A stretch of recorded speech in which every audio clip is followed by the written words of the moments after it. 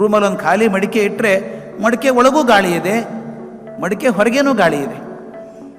ಆದರೆ ನಾವು ಗಮನಿಸ್ತೀವಿ ಹೇಗೆ, ಇದು ಮಡಿಕೆ ಒಳಗಿನ ಗಾಳಿ, ಇದು ಮಡಿಕೆ ಹೊರಗಿನ ಗಾಳಿ ಅಂತ ಎರಡಾಯಿತು.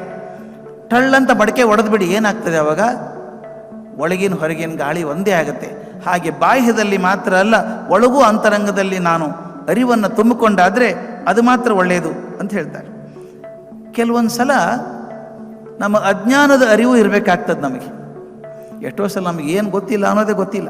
ಇಂಗ್ಲೀಷಲ್ಲೊಂದು ಭಾಳ ಚಂದದ ಮಾತಿದೆ, he who knows not and knows not he knows not, he is a fool shun him ಅಂತ. ಹೀ ಹೂ ನೋಸ್ ನಾಟ್, ಅವನಿಗೆ ಗೊತ್ತಿಲ್ಲ. Knows not he knows not, ಗೊತ್ತಿಲ್ಲ ಅಂತೂ ಗೊತ್ತಿಲ್ಲ ಅವನಿಗೆ. ಹೀ ಈಸ್ ಅ ಫೂಲ್ ಶನ್ಯಂ, ಹುಚ್ಚಿದ್ದಾನೆ, ಬಿಟ್ಬಿಟ್ರಿ ಅವನು, ಹಚ್ಕೊಳ್ಳೋಕೆ ಹೋಗಬೇಡಿ. He who knows not and knows he knows not, he knows not, ಅವನಿಗೆ ಗೊತ್ತಿಲ್ಲ, ಆದರೆ ಗೊತ್ತಿಲ್ಲ ಅಂತ ಗೊತ್ತಿದೆ ಅವನಿಗೆ.